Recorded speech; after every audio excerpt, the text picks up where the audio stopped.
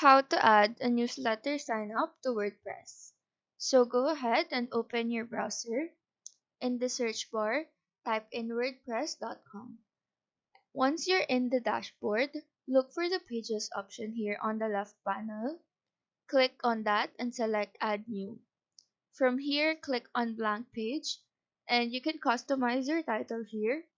Now, WordPress already offers a bunch of patterns that you can use that could save us a lot of time. And to access that, click on the blue plus icon on the top left corner.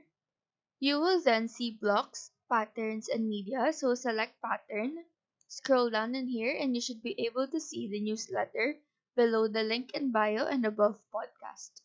A lot of options will show, so just choose whatever you like. In here, you can also edit the text, and after editing your newsletter, just publish it. And that is how to add the newsletter sign up to WordPress. Do let us know if this video helped you out, and if you have any questions, feel free to drop them down below.